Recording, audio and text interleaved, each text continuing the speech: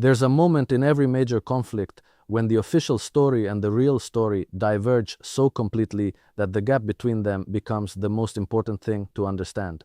We are in that moment right now. What you're being told is that the United States conducted a defensive strike on an Iranian command and control station in response to escalating regional threats.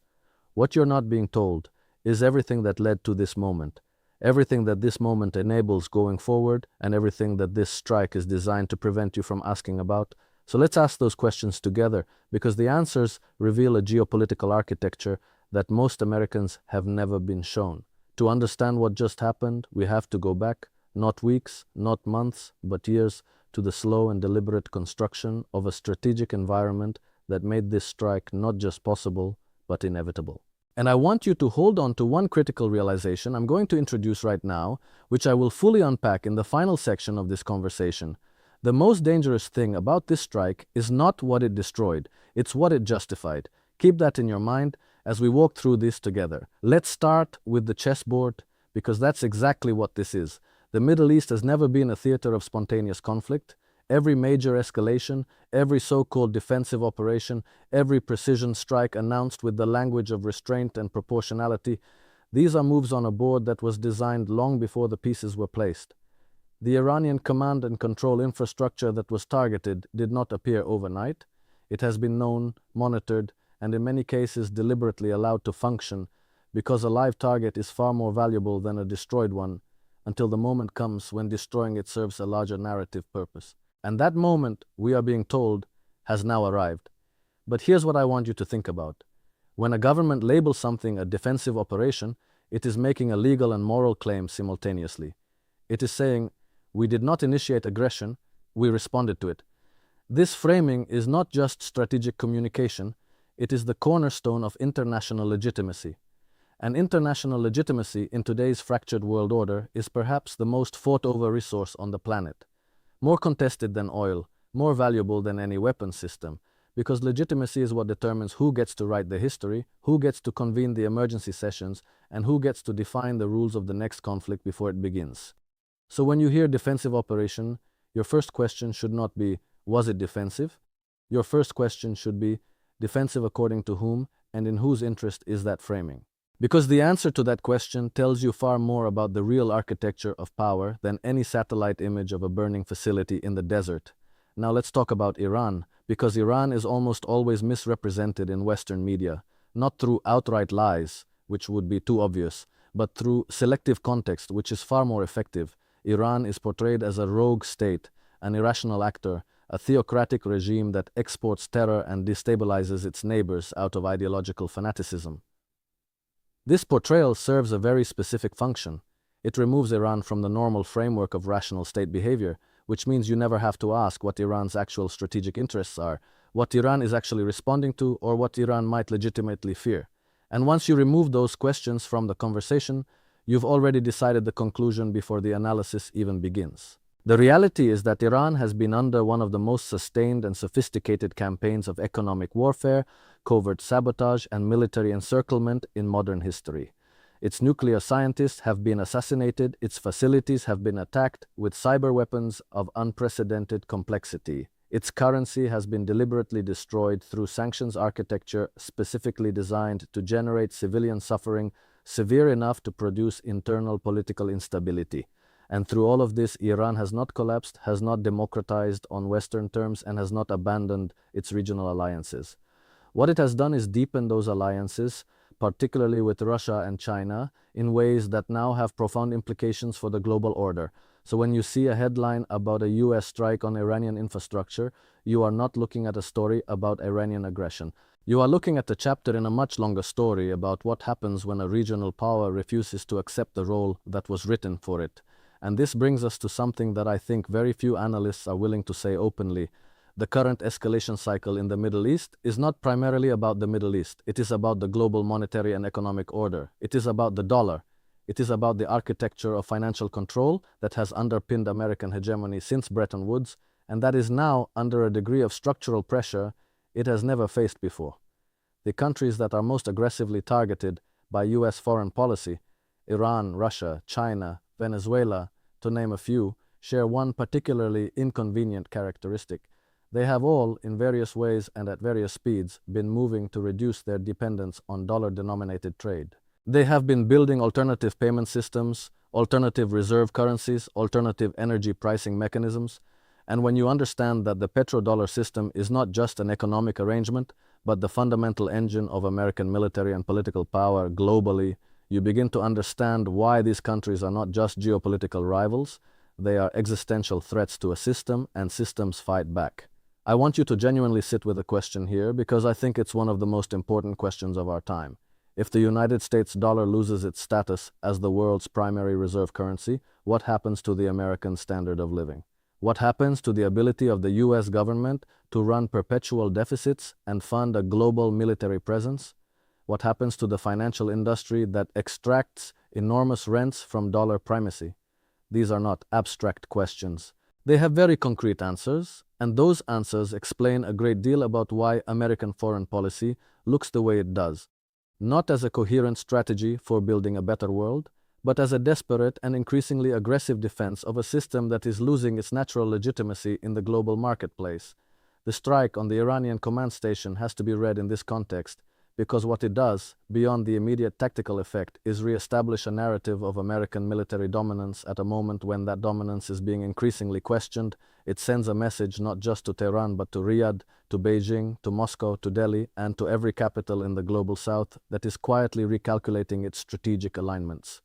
The message is, the old system still has teeth. Do not move too fast. Do not assume that America's geopolitical retreat is permanent. We are still here, and we are still capable of decisive action. That is a message with a very specific target audience, and it is not the American public. But to understand why this matters on a deeper level, we have to look at what's happening simultaneously in the global energy markets, because energy and military power have been inseparable for the last century, and they remain inseparable now. The structure of global energy trade is changing faster than most analysts are willing to acknowledge publicly. The China-Saudi relationship has deepened in ways that would have seemed impossible a decade ago. The BRICS expansion has brought in major energy producers who are now actively discussing trade settlement mechanisms that bypass the dollar entirely. Russia has successfully reoriented the bulk of its energy exports toward Asia despite the most comprehensive sanctions regime in history. And Iran, under maximum pressure, has maintained and even expanded its oil exports through informal networks that demonstrate the limits of financial coercion as a policy tool. What this adds up to is a global energy architecture that is slowly but unmistakably de-dollarizing, and that process, once it reaches a certain threshold, becomes self-reinforcing and very difficult to reverse. The strike on Iran is partly an attempt to slow this process by maintaining a level of regional instability that keeps Gulf energy producers, particularly Saudi Arabia and the UAE, closely aligned with American security guarantees. Because as long as those countries believe they need American military protection, they have a strong incentive to maintain dollar-denominated oil pricing, remove that dependency, and the strategic logic that has anchored the petrodollar system for 50 years begins to unravel. So you see, what looks like a military operation against a regional adversary is also, simultaneously, a structural intervention in global monetary politics. The two cannot be separated, even though the media will almost never discuss them in the same breath. Let me ask you something because I genuinely want to know what you think. Do you believe that American policymakers understand the connection between military operations like this one and the structural defense of dollar hegemony? Or do you think the foreign policy establishment is operating on a set of assumptions and institutional inertias that have become disconnected from strategic coherence? Leave that in the comments because the answer reveals something fundamental about whether American power is being exercised deliberately or reflexively. And those two scenarios have very different implications for where we go from here. Now, I want to talk about the human layer of this, because geopolitics without humanity is just chess, and chess doesn't bleed. The populations caught in these strategic calculations, the Iranian people, the people of Gaza, the people of Lebanon, the people of Yemen, are not pieces on a board, even though they are often treated as such by the systems that are supposed to protect them. The Iranian middle class has been devastated by sanctions in ways that have nothing to do with their government's policies and everything to do with their geographic and political inheritance. These are people who were educated in Western universities, who consume Western culture, who in many cases would prefer a different political arrangement than the one they live under. and who have nonetheless been subjected to economic warfare that has made ordinary life genuinely difficult. The moral dimension of this cannot be ignored, and I would argue that it is increasingly not being ignored by the global majority, even if it remains largely invisible in Western media. There is a shift happening in global moral consciousness that is directly connected to the proliferation of information technology and the declining monopoly of Western media institutions over the global narrative.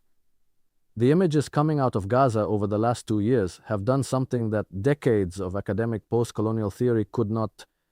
They have made viscerally visible to hundreds of millions of people around the world the gap between the values that Western governments profess and the policies they actually execute. And this visibility is having strategic consequences. It is accelerating the realignment of the global South. It is making it harder for governments in Africa, Asia, and Latin America to align with Western positions in multilateral forums without facing domestic political costs. It is, in short, eroding the soft power infrastructure that has been just as important to American hegemony as its military capabilities.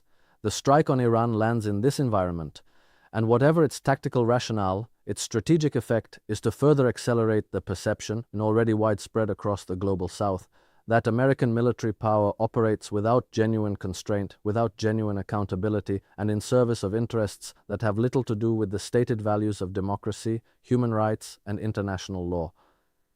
This perception is not simply propaganda manufactured by adversaries. It is a reading of observable facts by people who have been paying attention for a very long time, and the political implications of that shift in perception are going to be felt for decades. But to understand the full picture, we have to look at what's happening inside the United States itself, because domestic politics and foreign policy are not separate domains. They feed each other in ways that are sometimes deliberately obscured. The timing of military operations has always had a domestic political dimension. This is not a conspiracy theory. It is a structural feature of democratic governance in which leaders face electoral accountability and have incentives to manage public attention toward narratives that serve their political interests. An operation framed as defensive and decisive plays extremely well in a political environment where there is ongoing anxiety about American credibility and where the question of whether America is still capable of projecting strength is genuinely contested. The operation changes the conversation, at least temporarily. It creates a moment of apparent national purpose that cuts across partisan divisions. It makes criticism feel unpatriotic in a way that other policy failures do not. And this is the marketing ploy. Forgive the mundane metaphor, but it is genuinely the right one. This is the marketing ploy that has been run so many times that its mechanics should by now be obvious to everyone. Identify a threat, frame it as imminent and existential, conduct a dramatic operation, declare success, and move the news cycle forward before anyone has time to ask the questions that would undermine the narrative. The problem is that this ploy, repeated often enough, eventually loses its effectiveness. People become habituated to it. The credibility deficit accumulates. And when the next genuine crisis arrives, and it will, the ability to mobilize public support and international legitimacy will have been compromised by all the previous iterations of the same script. We are, I would argue, already well into this credibility crisis, and the strike on Iran is both a symptom of it and a contributor to it. Now let me bring you to the critical realization I promised you at the beginning, because everything I've said up to this point has been building toward it. The most dangerous thing about this strike is not what it destroyed. I said this at the start, and I meant it. What it destroyed was one facility, one node in a distributed network that will adapt and reconstitute. That is militarily significant but strategically limited. The most dangerous thing about this strike is what it justified, specifically the precedent it establishes and the escalation architecture it enables. Because every time a strike like this is conducted and absorbed without triggering a full-scale conflict, the threshold for the next strike is lowered. The range of actions that can be taken under the umbrella of defensive operations expands.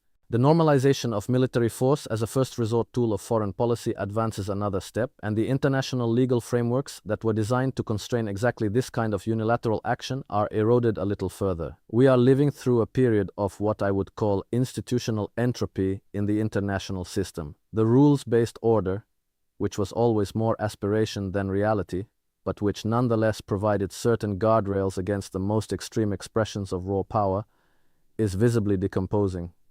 The United Nations Security Council is paralyzed by great power competition. The International Court of Justice issues rulings that are simply ignored.